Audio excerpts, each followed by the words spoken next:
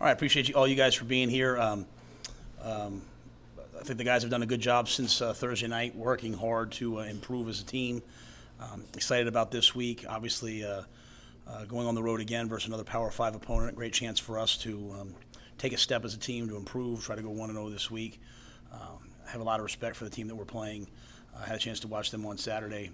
Obviously, playing a ranked team. They'll be a ranked team this week, maybe even a top 10 team, and that's well deserved. So excited to see our guys match that environment, handle that environment, and excited for the week. So with that, I'll see what questions you guys have.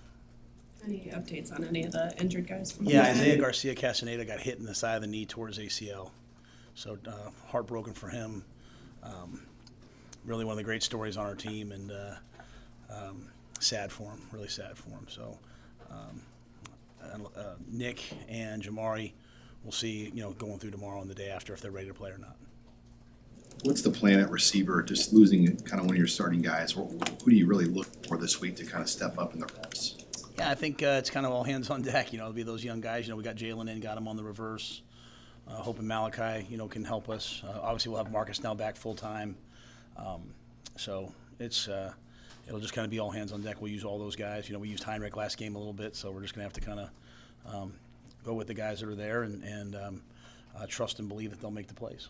How do you see, Jeff respond the last few days, and sort of having been around him the last 8 months, what do you think of his sort of mentality about being able to bounce back from maybe not? Yeah, when I left last night, he was in there watching tape. So, he's not the first quarterback that's ever thrown 3 interceptions. He'll the great ones bounce back from it and even better. So I think you find out about people when they go through a little bit of adversity. So obviously he had not been trending that way. Got in the game, made some plays that if he could take back, he would, but he can't. So we'll just be there for him as he gets better this week. How much weight do you put on one game with Colorado film for preparation, not just considering it's the first game of the season? Well, I think they have really good coaches. Okay, so I think you go back and look at their coordinators. Okay, you go back and look at Sean Lewis at Kent State. Sean's I consider him a friend. He's an excellent coach. He comes out of the Art Briles, Dino Babers tree. So you're going to get the ball run from B gap to B gap. You know that they're going to attack you on the perimeter. You know they're going to take 10 deep ball shots a game. They have the guys that can go down the field and go up, and their ball skills are elite. They've got the quarterback who can make those throws. So it's really a perfect storm, perfect hire, that style of offense with that skill set of guys that they have, plus the altitude and tempo in Boulder, right? So it's really well thought out. On defense, obviously Coach Kelly, comes from the Saban tree. You're watching Florida State film. So you can't look at everything just what they did, last week, because obviously they were facing a unique offense in TCU. It's like two different worlds of what we played against last week compared to what they're doing. So, but we're studying everything, right? Obviously they have a lot of new players that we're watching. But we have new players. They're seeing our guys for the first time too. So, a lot of work's been done in the summer. A lot of work's being done right now. The challenge of that tempo with their skill talent. Obviously, tackling is always important, but how do you maybe prepare to tackle those guys in space?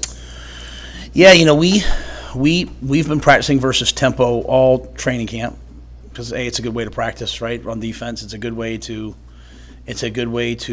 prepare. It's a good way to get in shape.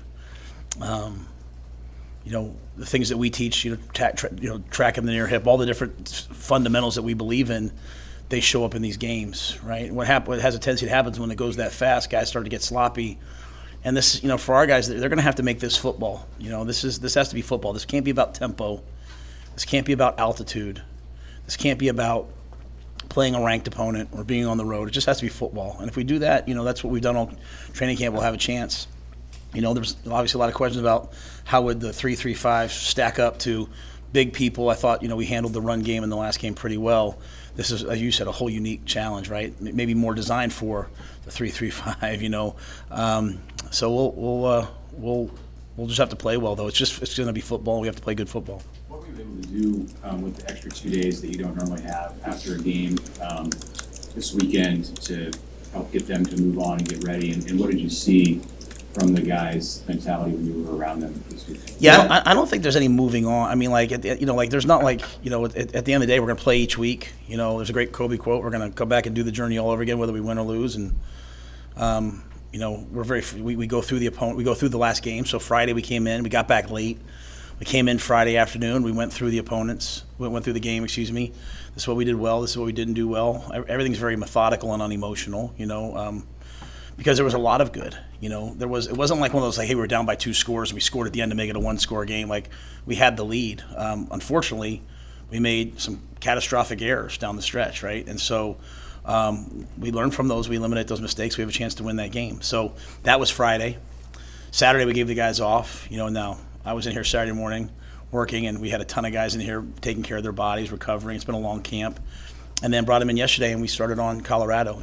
It's a little unique for us as coach. Like, I went home and watched the game on TV because I didn't know what to expect. You know what I mean? Like, not like you can watch it on tape. There's no. This is the first game, so having a chance to watch the game was good. See the flow of the game, see them in action. And now, yesterday we came in here and worked with the guys last night. Today's their off day, and we'll get back to work tomorrow morning. Were you as surprised as the rest of the nation was watching what Colorado did? No. Coach Sanders is a football guy, and so while you can watch all these peripheral things, like, while you can see, like, they show their practices, you can watch all this stuff on TV. At the end of the day, like, when has he ever not been serious about football? He's been a head coach now. He's won both places. So they've got elite players, elite skill players, and elite players up and down the front.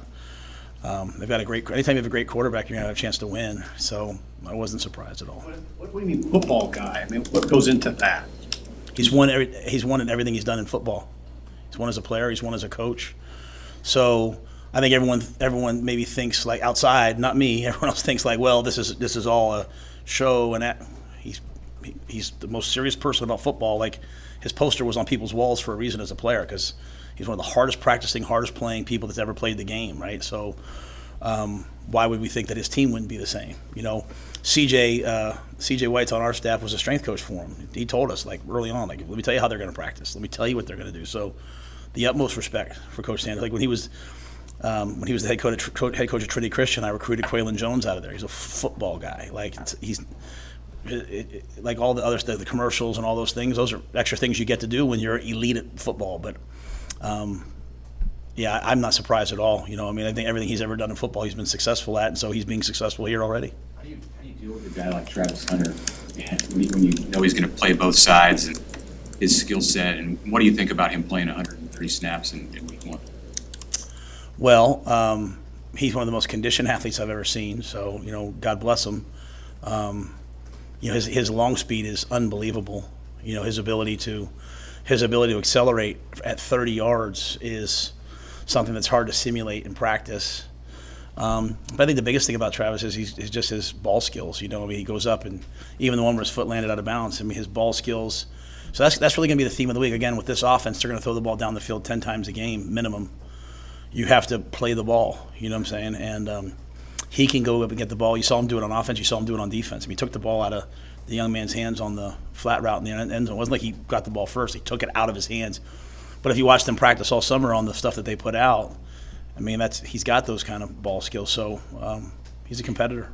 You had an added challenge with Ty out for the first half, but how did you feel about just the other guys who stepped in? You kind of went back and watched the tape, and you rotated up front. Yeah, they played well, but Ty was at a different level when he was playing. He got to the quarterback 4 or 5 times. Obviously, unfortunately, we won't have him for the first half. I told him, you're playing every play of the second half when you get back there, so you better rest up. So, but yeah, Ty's level of football, I thought, in the first half, while he was playing was really impressive. But we played a lot of guys. We were able to get some guys in, some guys for 2 or 3, 4 or 5 plays, some guys for more. But we'll need all that versus this tempo. We'll need all that versus this opponent. How pleased were you with the physicality and the tackling you guys played with, both on defense and special teams? Yeah, again, I'm a kind of an incrementalist. I'm kind of a process guy. So I can say 2 things and mean them. Like, crushed that we lost the game the way we did for the guys, right? Not for me, for the guys. Upset for them. while at the same time recognizing how much better the football is than early last year. And so I'm proud of that for them. Like, hey, look what practice has gotten you to. Now we have to make, to turn the ball over 4 times and have 2 false starts inside the 5 and versus a Big Ten opponent and have the lead is outrageous, So we have to clean all that up. But also I recognize the things that are better. So my mind is just very simply the way I think you build a program that's built to last, that's not just a flash in the pan, is you just keep improving the things that aren't good, that aren't improved. So, early in the game, I walked out on the field and I was like, hey guys, they're 4 or 5 right now on third down. It's just about third down. It's not like, are we good? Are we bad? It's just third down, right? And so we got better at third down as the game went on. Tony adjusted. So, I'd like to see us make those steps in our passing game this week. I'd like to see us make those steps, obviously, in protecting the football this week and taking the ball away. So, but I thought we were really physical. I thought we ran the ball hard. And I thought you couldn't, we played 4 or 5, 6 linebackers, we rotated guys in, and there was no oh, he's in, call it differently, right? Javen goes in. Javen's really playing well. Mekhi Bear was unbelievable on special teams. He gets in on defense, and you see him play well, right? And then you're playing MJ, you're playing Chief. So if we can do that as we get into the stretch of Big Ten play, we'll have a bunch of guys that can play and help us that all play to the same standard. This week, we'll just have to be able to do it versus excellent skill, as Sam asked, and then versus tempo. With Heinrich, what has he shown you as a pass catcher, and what's he able to contribute in that area? Yeah, Heinrich's he's about 230 pounds. He runs 4.5. He's competitive. So we had some more things in for him. I think, one of the, again, I never want to sound like excuses, but one of the things that kind of, we had 3 drives in the first half. The first one, kind of came in with hey, we're going to start this way. The ball starts at the 1-yard line. Just kind of never got that rhythm going until that, really the third drive, you saw us get into a rhythm, right? You saw us, start to kind of get in and out of things. Sat, was kind of calling some tempo plays. Unfortunately, we false started, didn't get the ball in the end zone. But Heinrich can help us in a lot of different ways. So, he's the backup quarterback, but he's also a guy that's going to help us, play some other positions. He can catch it. He knows every position because he is the quarterback.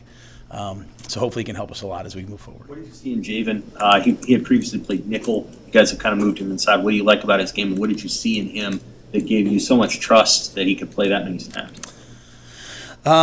He's practiced really well, because he didn't do anything in the spring. His father was here, obviously former Husker legend was here the one day and was talking about he was kind of laughing he thinks he's a corner coach, move him inside, and Javen bought into it. We said right before the spring, hey Javen, we're going to play you, because he was able to do some things at the end of spring. Javen, we're going to move you in and have you play backer, and he was all for it, which was a great step. So, I can tell you every NFL scout that comes here, they all kind of sit there and say, okay, coach, tell me who 33 is, because he's big, fast, rangy, explosive. But he's had to learn how to play, right? He's had to learn how to play the game, how to learn how to play the different things that that you see at that position. So, but to have a guy with that speed playing linebacker is awesome. But he's got a tenacity and a physicality that I like. He's got a great personality, and he was another guy that was excellent on special teams. Matt, you guys got the big noon game on Fox this week, and so probably the big storyline is going to be about the compare and contrast of how you're going about trying to build this thing and how Sanders is trying to build his thing out of Colorado. You call yourself an incrementalist, guys, and you've spoken about kind of what your methodology is for building a program, but I guess what's kind of your compare contrast if you were to look at both programs and how they're going about it? Yeah, I'm sorry to do this to you. I respectfully am not going to, I can't talk about anybody else. For me, if guys in the portal that we have a relationship with, we have respect for, or we know, or something, they fit us, obviously we'll take some of those guys. We're going to try to recruit high schools as much as possible, specifically local guys. It's always taken me a couple of years to get the program up and running, and usually I feel like when it's done, we got to Temple, we lost the championship game, we won it the next year. They won for a couple of years after that with a new coach. I went to Baylor. We lost the championship game in year 3. COVID here, year 4. Those same kids, won the Big 12, went to the Sugar Bowl. So I only know how to kind of do it one way. The rules are a little different now, but I respect anybody that's just trying to figure out how to win. So there's different ways of doing it. So, however Coach Sanders is doing it, however Luke Fickell's doing it, however everybody's doing it, it's not really for me to say. For me, it's just, hey, this is how we're doing it, and this recruiting class that we have right now to us is, like as I said last week, is a really big one for us as we move forward. But obviously, they're going to be a ranked team, so what they're doing is working.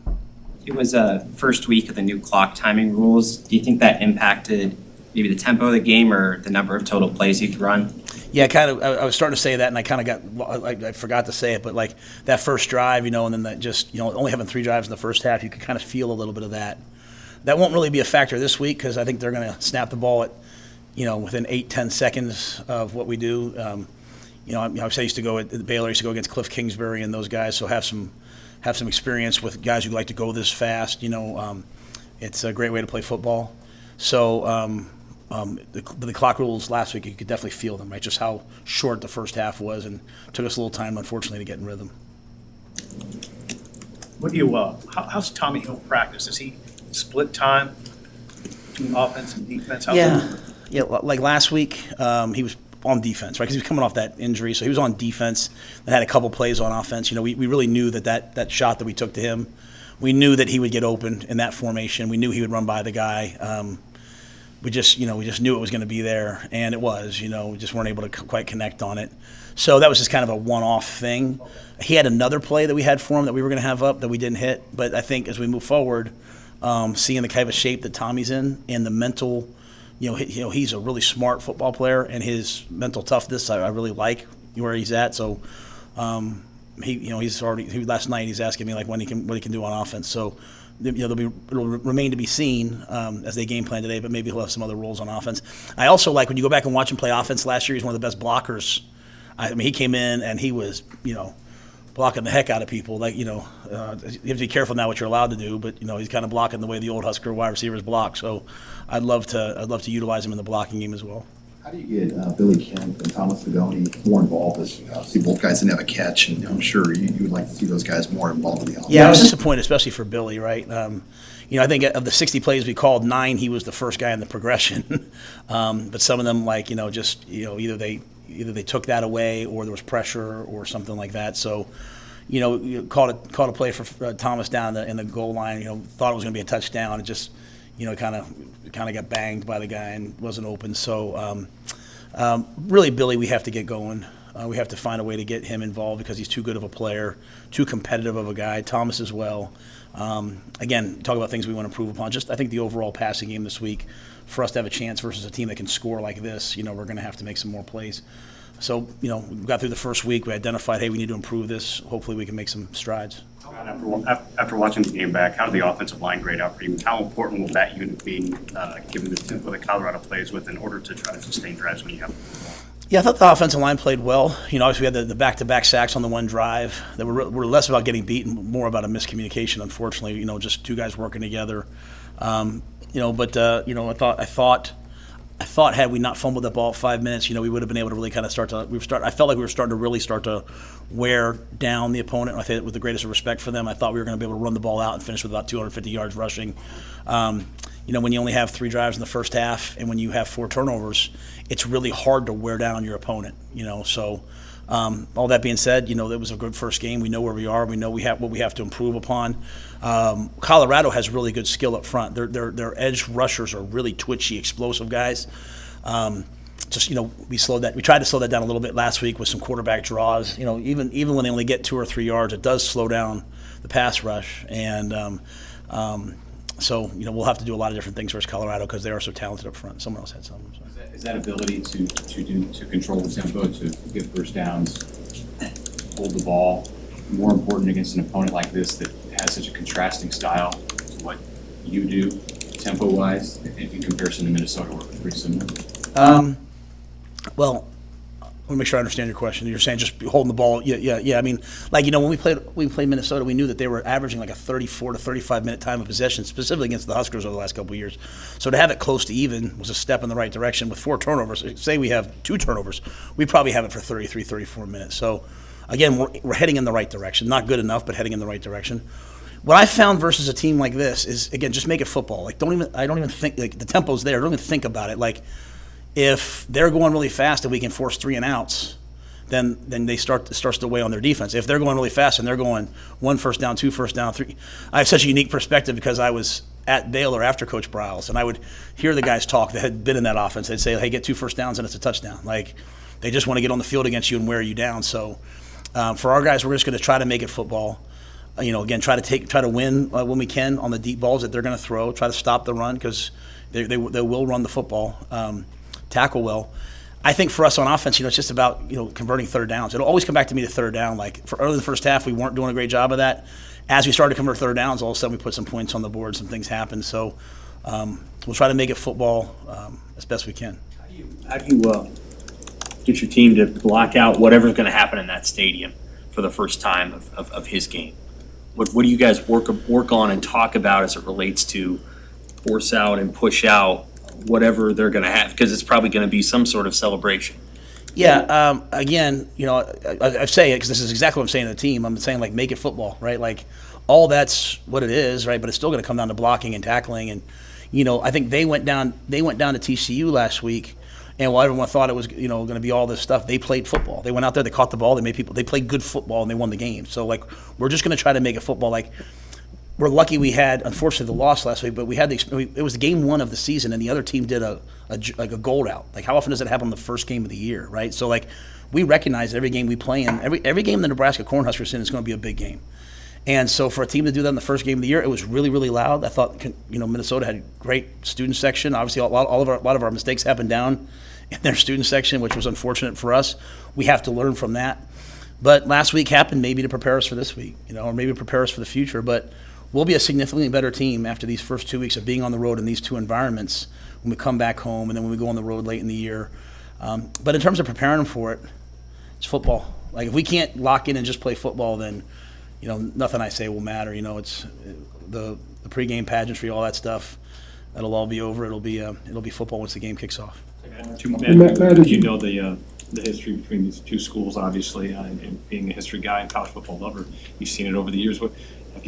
Does it feel different this week? Have people come up to you maybe even before the season about the Colorado game, circling out county? Is this a different deal? Yeah, certainly before the year. No one really knows. I'm here all the time, so and I there's nothing but cows by where I live. So or not, so I don't think no one really sees me very often right now, just in season. But obviously, I respect that tradition, right, and that history and that legacy. As I was going through the job and looking at the job, and Trev and I were talking, my wife and son and I would sit down and watch on YouTube and watch all the different games, over the years, Coach Osborne, Coach McCartney, Coach Solich, Coach Barnett, all the different games that happened. And so we understand the legacy. So, when you have a legacy behind you, you have to live up to it and you have to build on it for the future. We also recognize, like, once the ball's kicked, we're going to have to play, and we'll have to play for 60 minutes. Anything else from Coach? What did you think their quarterbacks play? I mean, obviously he had a great game.